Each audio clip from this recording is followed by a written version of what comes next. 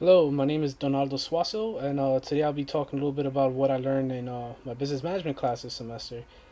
For my management class, we had to read two books and write two papers.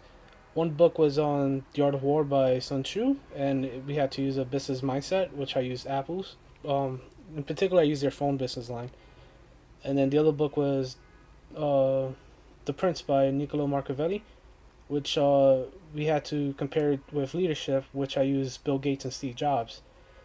Now, for The Art of War by Sun Tzu, he was viewed as a military philosopher back in ancient China. His book, The Art of War, composes of 13 chapters, each with a different way of how to win battles. And although his book was mostly on war and how to win war, how to prepare for war, you could look at it as a business point of view as well. In the beginning of the book, he talks about waging war and laying down plans. If you're running a company, if you're gonna start up your own company, you don't have no idea what you want to do, then you're pretty much setting yourself up for failure. You have to make a plan ahead of the time, lay down blueprints, lay down strategies on how you're gonna make your business, how you're gonna go about it. And by waging war, in business, you don't really wage war like how military does, how a country fights another country for power or just to gain land. In war, in business terms, you fight for mostly for the market, for sales market, to gain dominance and power in the industry. I use Apple's phone business line in this paper to compare with the Art of War, their mindset. Back in 2007, Apple released their first phone named it the iPhone at the time, which is still what it's called now. It's iconic actually. It was the first phone where you could actually touch the screen to make phone calls. You could watch videos off the internet. You could use the internet, connect straight directly to the internet, take pictures, listen to music. At the time, it was pretty fantastic, and ever since then, it changed the world of what a cell phone is. So they waged war on the phone industry, and it took roughly about a year or so for any competition to show up for Apple's iPhone product, which was Android, which is the operating software system of Google, and the phone did pretty well, but it didn't do that well where it would decline Apple sale. And I think largely due to Apple's success is that their brand name and their logo is very iconic. It's been known for more than 25 years before the first iPhone release. And throughout the book, Sun Tzu his book is mostly quotes, but there was this one quote that I use in my paper to compare it. It uh, says in war, practice domination, and you will succeed. Move only if a real advantage is to be gained, which is what Apple did right there with the phone industry. Everybody had a phone, but they wanted to ramp it up, to change it, and make it something unique, something that it's strictly from their minds. And it succeeded. Everything else changed after that. There's also another quote that I like from the book, and I use it also in the paper. It goes by we can form a single united body, while the enemy must split into fractions. Hence, there will be a whole pity against separate parts of a whole, which means that we shall be many to the enemy's few. Now, I took this as how the phone industry is going right now. Android's iOS system, they have other people making their software. I mean, they have other people making their hardwares while they make the software, and the biggest buyer you could say would be Samsung because they're the closest phone to sell besides the iPhone, and Apple actually makes their own hardware, makes their own software, which is kind of what Senshu is talking about here. You have one company that does everything itself, and you have another company that has to split into two or more to compete against that one company. And another quote that Senshu used, it says, "Move unless you see an advantage. Move not unless you see an advantage. Use not your troops unless there is something to be gained. Fight not unless the position is critical." Now, there was a time when Samsung was actually very, very, very close to catching up to Apple sales, and Apple took the chance to make something new, which is not really new, but like to re up the game.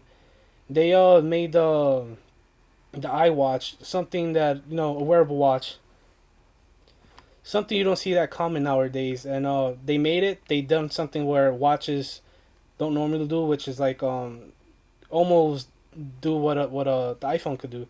which is like show pictures, navigation. I believe also take pictures, answer phone calls, show time, obviously weather, which is actually pretty cool. In The Art of War, Sun Tzu also talks about using spies in his last chapter, which it's something that you use if you want to gather information to destroy the enemy from the inside. In today's day and age, spies aren't really that as needed as much as it was back then, but we do use spies in a sense. Samsung and Apple both have these conferences every year where they talk about new releases or new features coming out of their phones or just the operating system. So they could both send somebody in to watch it. They usually stream it live on the internet and people just watch it from there. They could gather whatever information they have and be like, oh, this is useful. Why don't we take this as an advantage? Which is like something what Santu talked about in his books. And almost everything in Chansu Time of War, like during his era of time, you could use all his teachings, all his knowledge, and apply it into your form of business. Everything he says, like the preparations, know your enemies, know your surroundings, know when to attack. All of that could be used in today's modern time, as Apple has done. They knew when was the right time to move and to release the iPhone. They destroyed the market.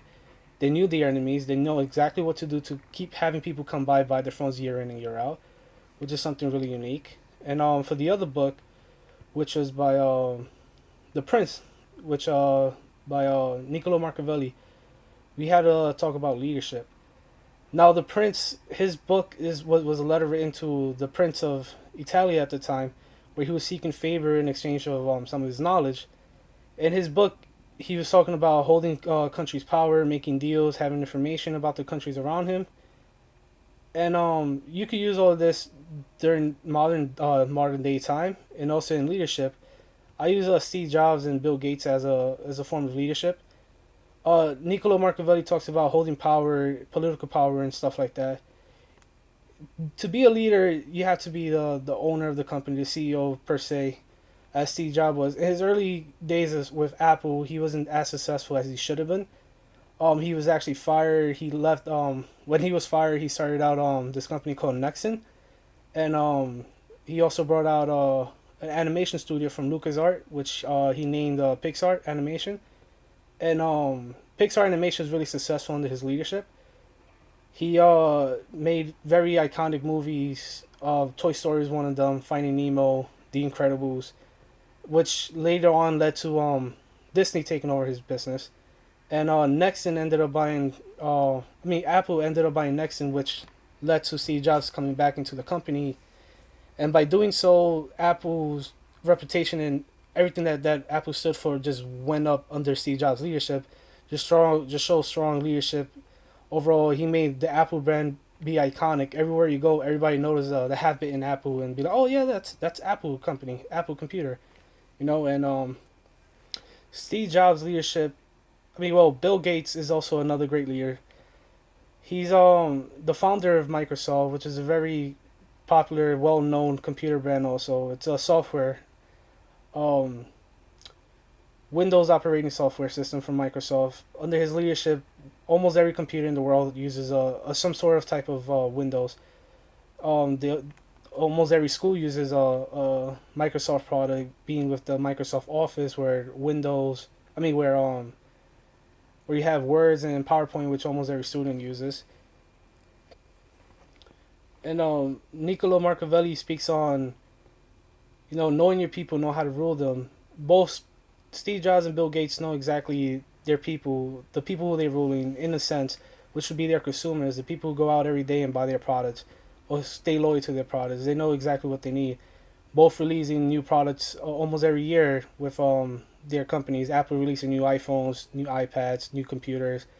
Windows, Microsoft updating their Windows system every now and then. Releasing gaming consoles, phones, tablets as well. Something pretty nifty.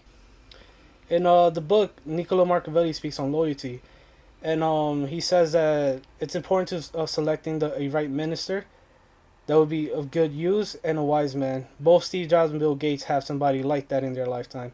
With Steve Jobs having Steve Wozniak as his partner when they both started up Apple, which led to their success.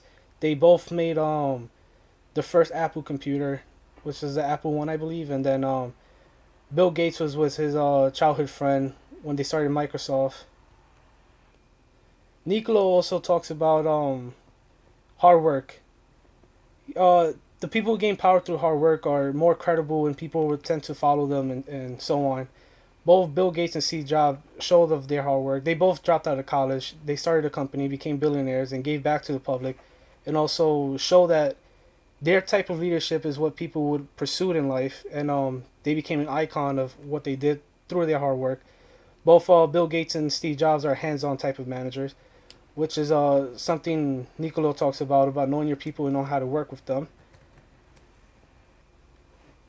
But overall in the semester, I learned a lot more of management than what I did before coming in.